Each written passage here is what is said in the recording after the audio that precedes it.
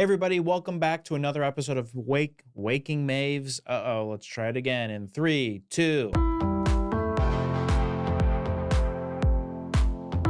Hey everybody, and welcome back to another episode of my podcast production vlog, Making Waves. I'm the host of this vlog. My name's Kevin Bartelt. I'm a podcast producer, engineer, editor.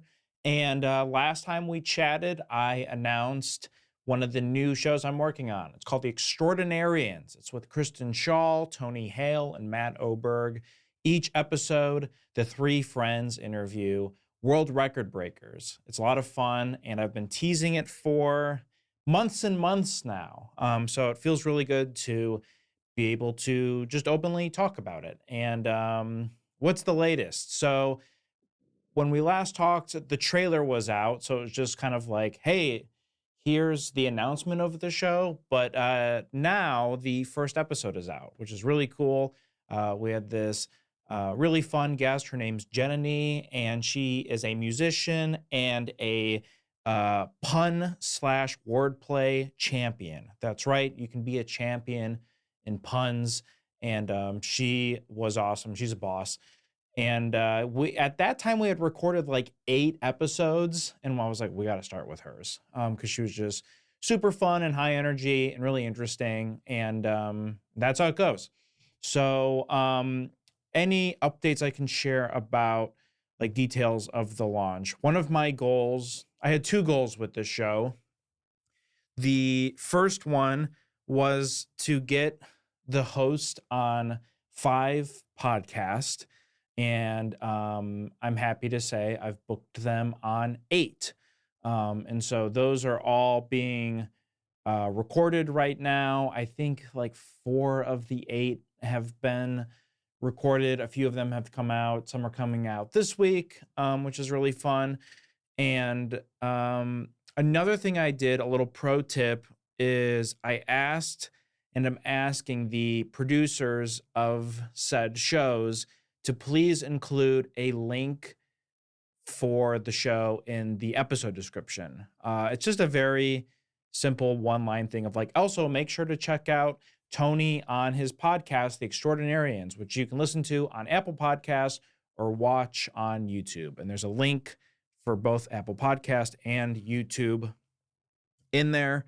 And I'm really glad I started asking that of the shows, because whenever that's asked of me by like a publicist, I'm always like, yeah, sure, no problem. And it's just a very easy thing to add. But I do think it helps make a, I don't want to say like a drastic difference, but it's just one less thing the listener has to do to check it out. They just see in the episode description, oh, here it is. And they just tap it and boom. Now they have the show or the YouTube or whatever they want. So that has been, I would say, successfully checked off the goals list. So that one feels good. The other one I had that is feeling maybe overly ambitious, but hey, we're not even a week in. So I'm hoping that it keeps growing and growing and growing. For both extra and mental, my goal was for the show to hit in the top 20 on Apple Podcasts comedy shows. So yeah, there's a comedy chart on Apple. It has the top 200 shows. It's a little deceiving because it does not mean the number 1 show is the most listened to. Number 2 is the second most listened to. And I don't 100% get it, but I think part of it is like, it's measuring like growth and a percentage rather than downloads. So it makes sense that newer shows typically pop on the charts. And what's interesting to me, and I need to do more research and get back to you, is like, how do those shows then stay in the top 200? Maybe it's just like how active people are with those shows at a certain point too. Like maybe it's like an engagement thing. But it is a little deceiving. I have seen people say like, I'm the number 1 show on Apple. And it's like, well, kinda, but that doesn't mean you're like, what does number 1 mean to you? That sounds like the beginning of like a Denzel Washington movie. uh, so I think it's measured by like a percentage, not downloads necessarily, but I also think there's some sort of like engagement part of it as well. I don't really know like how they define engagement, probably just like how active people are listening to those shows and stuff. My point is, it is important though. There's probably some overlaps with how I feel about like social media and these charts where it is important and it is a thing that I don't know, I like to keep tabs on. It is not a make or break. I think there are some incredible podcasts just that exist that are not in these top 200 and they never will be. It's just like a niche, phenomenal show that is just not going to connect with the mainstream in this way, which happens, whatever. That being said, I do think that it helps with the visibility of your show if you're in those charts. My point is, I don't think it hurts for sure. So my goal was for Extra to be in the top 20, and right now we are at 79. However, 3 days ago we were at 110. I guess 4 days ago we weren't on the charts. 3 days ago we were at 110. 2 days ago we were at 92. Yesterday we were at 82. Today we're at 79. So we're slowly going up and up. I'm really hoping that when the second episode comes out, we see another bump, maybe in the 50s. I don't know. That'd be amazing. And just slowly working our way up and up. I'm looking at the charts right now. Shout out to John Gabris and Adam Pally's new show, Staying Alive, is number 49 right now, which is very cool. I mean, top 20 is very ambitious. Right now, it's like Amy Poehler Show, Joe Rogan, Smartless, Theo Vaughn, Jon Stewart, Call Her Daddy, Wait, Don't Tell Me. The Commercial Break. I always see this show. Like, what is this? Pay attention. The Commercial Break is a podcast. It is summarized by an AI chatbot like this. TCB is an improv comedy interview. Okay. Let's get AI out of there, buddy. Conan, etc. So it's all the heavy hitters. Even like the shows that are in the 20 through 40 are heavy hitters. So, like I said, a very ambitious goal. However, I would like to think we can keep scooting our way up there. I've worked on shows that have been in the top 5. So it's definitely doable. And I think we just, keep doing what we're doing. I think a big thing that's going to help is having the host do a bunch of big podcasts, which I've booked them on. And I think when those episodes come out, it's going to, we're going to see some pretty significant jumps. Now, again, this is all kind of hearsay. It's all ephemeral because it's like, what does this do? Does this mean that will be a great update. If we are in the top 20, I will tell you like, hey, our downloads also went up pretty significantly as well. So maybe there is some sort of connection between the top 20 and how the downloads are doing. So first goal achieved of getting them on 5 shows, got them on 8. Second one, the top of the mountain looks a little bit higher than I thought it was going to with top 20. We're at 79 right now. However, I don't know. I still feel optimistic about it. So that's basically a few of the big things with Extra. Another thing that I did that I'm very, very happy about is I'm working with someone who is who's handling the video editing and the social media clips. And he made a great clip that showcased Jenny, the guest, very well. And so what I did was send that clip to her and to her like reps and was like, hey, just a heads up, the episode came out. It was really fun. It was the first episode. Here's a clip and maybe like a description. If she would like to post it, that would be amazing. Thanks so much. And so not only did she post it, she's done a few posts. She did like a selfie just plugging the episode on her Instagram, I think on her TikTok as well. And that did very well. But what did significantly, I don't want to say better because they're both super generous of her to do. But the thing that is, I would say, I hate saying going viral, but she posted that clip that I sent her and I saw it on TikTok and it is currently at like 5,000 likes and thousands and thousands and thousands of views. So like, let me see where it's at right now. Clicking on the link, we are currently at, as of recording time, 6,500 likes and 52,000 views. And she very generously put a comment in there and was like, this is me on the Extraordinarians podcast. Make sure to check it out. You better believe we saw a bump in downloads after that. I mean, those are huge numbers. And so I'm extremely appreciative of maybe the most generous guest I've ever worked with, doing like multiple main feed posts like that. Just a full selfie video, plugging her episode and then posting this clip, and both doing big numbers for us. I did see the numbers go up after she did that. And so, again, for the third time in this vlog, the social media stuff matters, man. It's not just, you're not just saying it into the void. It really helps. So very excited about that. Any other things that I'm going to be working toward with this show? I think continuing to push, getting like a really tight process with clips, with like the host and the person I'm working with and HeadGum. There's a lot of moving parts happening. And so this is a new show with new people I'm working with. And so part of it is just figuring out everyone's, preferred styles of like communication and deadlines and stuff.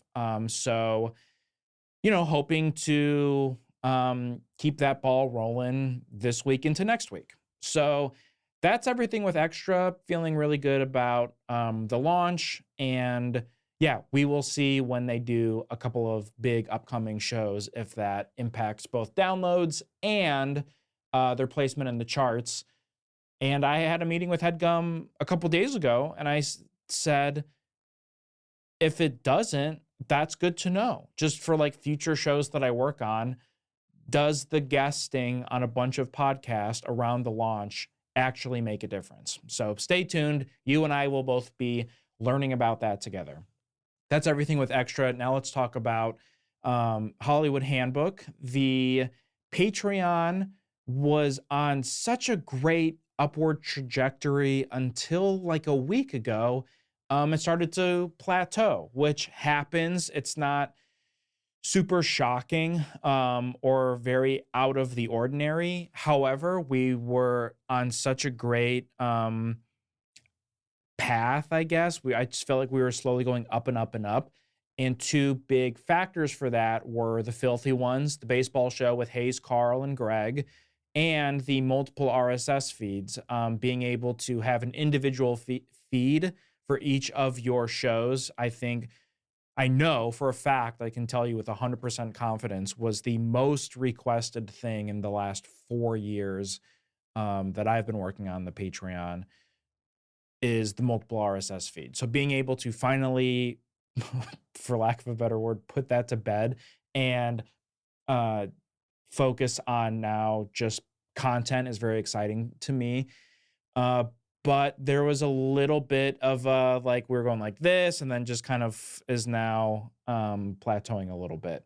So what do I think could help turn that back toward it going up? I mean, my main thought, my default reaction is always booking a few guests with successful Patreons on our Patreon. That 9 times out of 10 jumpstarts the number of subscribers. So that's kind of my first thought. And I don't know. I mean, honestly, I'm thinking a lot about this over the weekend. I'm recording this on a Sunday. And if there's things that you, the viewer, who are a subscriber, or maybe you're not, I mean, both would be interesting. If you're a subscriber, are there things that you wish we were doing differently? And if you're not a subscriber, is there something that you feel like if we were to do X, Y, or Z, you'd be like, you know what, I would subscribe. Um, and so the one thing that I'm a little bit nervous about with the Patreon is there's a few, there's definitely one, potentially two over the fall shows that are going to be added. And so I don't know, selfishly, I'm a little nervous about the volume of work. And if it's three or four or two or three more shows, or let's just say two more shows, but the money isn't changing, that's bad for me. So I'm trying to figure out ways to keep the number going up. And yeah, my first thought is always the guesting, but that feels like a temporary fix. That doesn't feel like a permanent solution. Although one of my goals has been trying to get one guest a week on one of the shows. And so I haven't really been able to implement that. Maybe by implementing something like that, we do see it continue to grow. So I don't know. I right now don't have like a really strong answer other than that.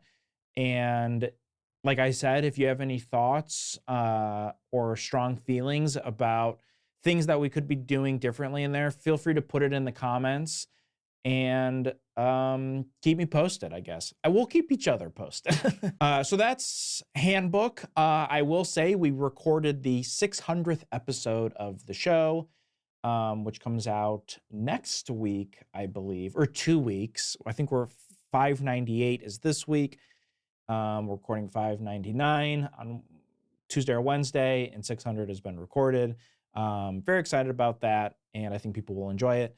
And yeah, one of my other goals was always to bank episodes with Handbook to be a few ahead, and we're getting there. There was a point where we had 5 guests scheduled, and I think that was one of my goals as well.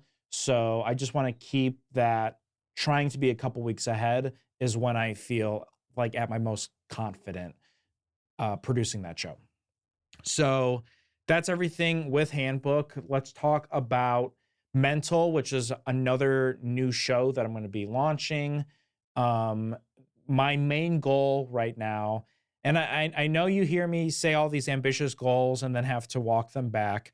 I do feel very confident with this host that this is in the ballpark of possible. I know I initially said I wanted to get this person on 5 shows before the launch, or not even before the launch. I want to book them on 5 shows for the launch. Lose the B. I'm bumping into 15. I know that sounds insane and stupid and borderline annoying, but I think it is very possible. I'm looking at my 15 shows right now that I want to get them on. 3 are confirmed, 2 are being scheduled, 2 or 3 I just know are going to happen. That's 8 or 9, I believe. And then there's another 5 or 6 that I just have to reach out. And so, I don't know, maybe I should say 10. 10 might be more realistic. But I have a list of 15 shows here, and I feel like 2/3 of these are going to happen. So I should just say 10. So 10, let's just say 10.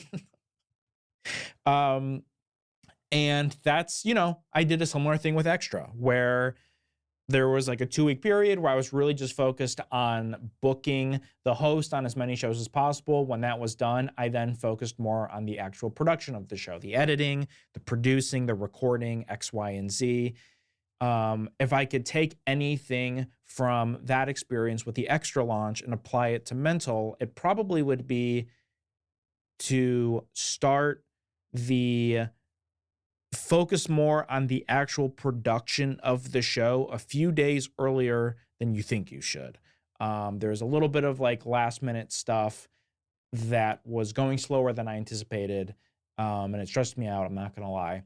So learning from that experience, I want to try to lock these recordings in as soon as possible. So 2 weeks before the launch or more, I could just be like, look, all of the guesting stuff, that's done. Now let's just focus on the launch of the show, the marketing of the show, promoting it, editing the pilot and the second episode, etc. So yeah, that's how I am looking at the launch of Mental. And then the last thing I will say, apologies if this is a shorter one. By the way, I'm normally not a glasses guy on the vlog, but I did get a new pair. Shout out Warby Parker.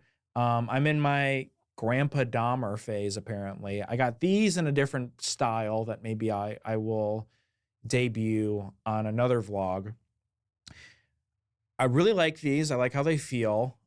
I've got a handful of compliments on them, which is always a good feeling. I have not gotten new glasses since 2019, and the updated prescription was so drastic. I feel like my eyes 5 days later are still like, Jesus Christ, they're still adjusting. Is that normal? Should I go back to my eye doctor and say, hey, I got these glasses. I know we did the updated prescription. My eyes feel like I'm wearing a Vision Pro. And it eventually like will stop. And then I feel like my eyes adjust. But I wonder if this is like kind of karma for just not updating my glasses prescription for 6 years. And when I finally do, it's such an improvement that my eyes now feel like a fatigue that they normally don't feel. Like I normally put on my glasses to like relax or to feel comfortable. And now it feels like I'm on like steroids or something. So I would assume it would have adjusted after like 2 or 3 days. Coming up on a week, it feels like maybe the prescription should be like dialed down a little bit. I don't know. Are you an eye doctor and have experience in this field? Let me know in the comments. Let me know when you would subscribe to the Patreon and what I should do with my glasses prescription. But anyway, damn, they look good, right? So that's everything with Mental. I'm going to talk about broad ideas and then my goals to wrap things up, which is Broad Ideas, Rachel Bilson and Olivia Allen show. A really fun time. 2 hosts who have also said that they would love to be banked a couple weeks out. So I'm like, great, we're all on the same page. That's amazing. And for the last like 2 or 3 weeks, we had like 1 or 2 banked. We've been cutting it a little bit close due to some scheduling stuff. And so now we're going to try to get 2 recorded this week. And I want to just keep that momentum of like, let's get 2 a week for a while until we have like a month banked. It always comes back to the banking of episodes for me. I don't know why. Well, I do know why. It's stressful when it's like the day before recording and people are just like, I'm unavailable, I'm unavailable, I'm unavailable. And it's mostly because you're asking them the day before and they have stuff going on now.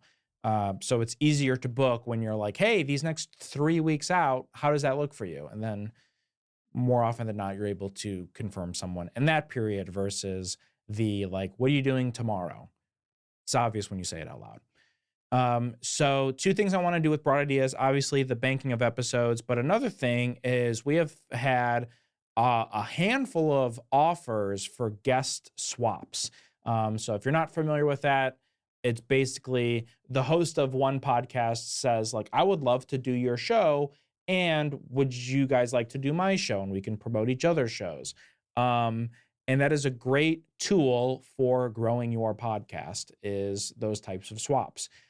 So now that the Extraordinarians launch is done, I can now focus on things like this and these kind of guest swaps that I was like, okay, once the super pressing, stressful stuff is done, I'm going to focus on things like that. And so that's another thing I'm going to be looking at is, we got like 6 guest swap offers. Maybe I can confirm 3 of them this week. And then we can check in a couple weeks and see, hey, did that actually help?